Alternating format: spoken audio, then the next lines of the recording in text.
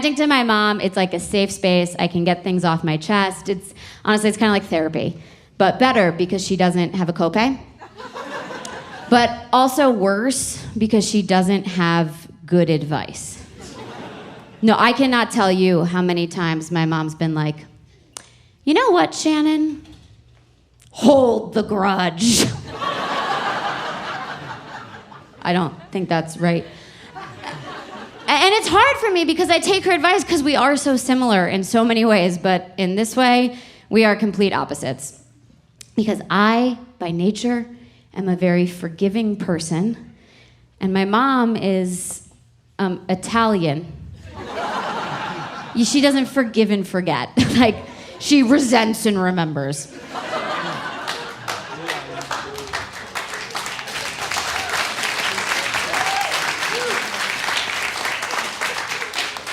Seriously, I think my mom is still mad at people for things I don't even remember happening. Honestly, I called her so excited. I was like, Mom, guess what? Catherine asked me to be her maid of honor. And my mom was like, well, that's the least she could do.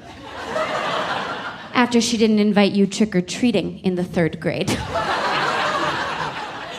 I'm like, Mom, I think we can let that one go.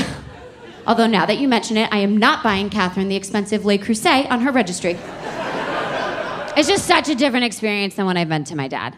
So different, because I will call my dad and I'll be like, Dad, Catherine is being such a bitch about her bachelorette, and I don't know if I should say something or if I should just let it go, because, we've been friends since we were 6 years old, and I'm finding it so annoying, but I really don't know what to do. I don't know, what do you think? And my dad will just be like,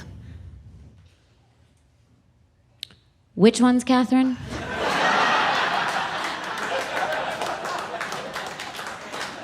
I'm like, Catherine, my best friend. You drove her to school for 14 years.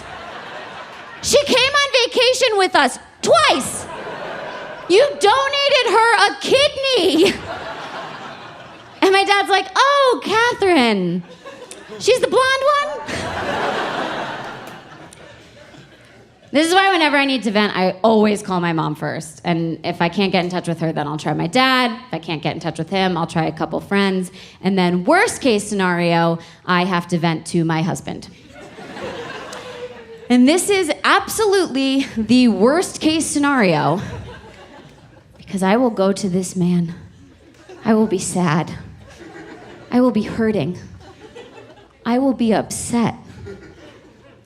And this fucking asshole has the audacity to offer me an actionable and viable solution?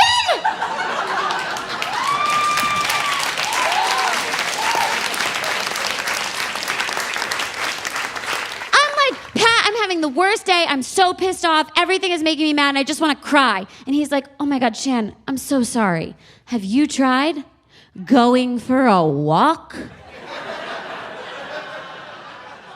I'm like, no, have you tried going to hell? Because here's the thing, I don't want advice, okay? I want to be kissed on the forehead and told I'm a princess, But even if I did want advice, which I don't, if I did want advice, wouldn't ask him. Because here's the thing, my husband, he's a very smart man, but he cannot help me in these situations because he has a boy brain. And it's not helpful. Because I could say to him, I could be like, oh my God, Pat, I'm really nervous. And he would be like, oh my God, Shan, don't be. Oh my God, why didn't I think of that one? Don't be, oh babe, that is so smart. Here, let me just turn my emotions off like they're a fucking desk lamp. Don't be. Are you kidding me? And here's the thing. This is what this implies to me. This implies to me that my don't be husband can actually do that. Okay? That he can just be sitting there, experience a feeling on the spectrum of human emotion, and just be like, nah. Skip ad.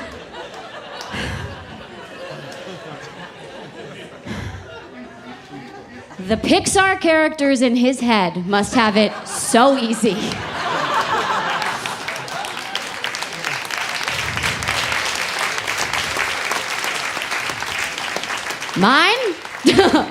Mine are overworked. They're underpaid. I don't even think they're in a Pixar movie. They are in like a Christopher Nolan film. It is Oppenheimer up here. It's dark, it's complex, things are blowing up, and we are spending 3 hours obsessing on things that could have taken a lot less time. Thank you.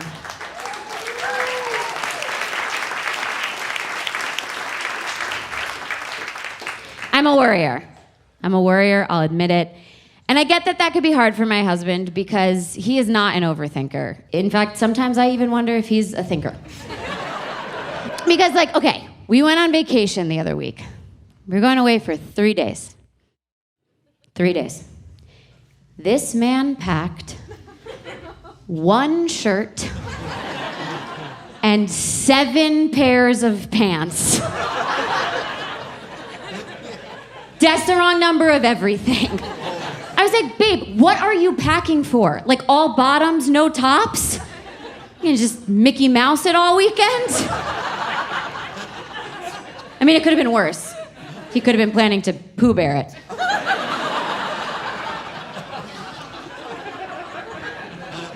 This is why you call your mother when you're going on vacation. But just as much as his underthinking can annoy me, I get that my overthinking can annoy him because I really do worry about everything. Like, okay, so we got married last year, and thank you. We got married last year, and the ceremony was outside, which was beautiful, but meant that I had to worry about the weather. And I worried. I mean, I was checking that weather app every day the minute it became available on AccuWeather 30 days out. Because everyone knows weather apps are famously reliable, particularly a month in advance. But I was checking the weather. I mean, I am refreshing every 20 minutes. I'm freaking out. And my husband was like, don't be. But I'm checking. And my husband, he said to me, Shan, you can't worry about this.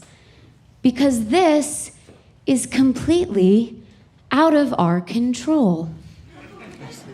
And I was like, my ass it is, okay? I was like, I am doing everything in my power to get good weather for this wedding, okay? So I start looking up all of the old wives' tales and the superstitions to try and do everything. So I called my friend Charlie. He's from the South. And I was like, Charlie, what am I gonna do? And he was like, well, in Alabama, we bury the bourbon in the ground. And I was like, great. So I got the Woodford Reserve, put it in a hole. Then I talked to my friend Alicia, and she told me that apparently if you put a broom in a tree, that means there's gonna be good weather. So I was like, great, but I don't own a broom, so I grabbed the Swiffer. And then, at the time, I lived in New York City, so we don't have trees, so I put it in the houseplant, and I was like, close enough.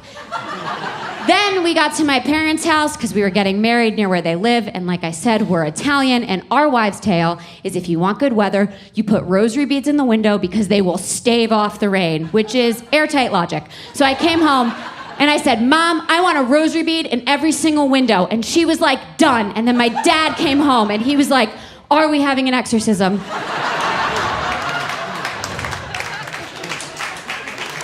And I worried, and I stressed, and I checked the weather, and I did the superstitions, and I overthought it. And then the day of our wedding came, and it was genuinely the most beautiful day of the summer. Thank you. It was genuinely so beautiful, and afterwards, we're sitting there, newlywed bliss. My husband, he puts his arm around me, and he just goes, see, Shan? All that worrying for nothing. Are you fucking kidding me? I said to him, I said, babe, I don't know where you've been the past 3 months, but I was burying alcohol in the ground, okay? I was putting wet jets in bonsai trees, and I was staging exorcisms. I was checking the app, and I was worrying because I didn't want it to rain, and you know what it didn't do? Rain. And so what I have learned is that it didn't rain because I worried, and what I have learned from this entire experience is that worrying works.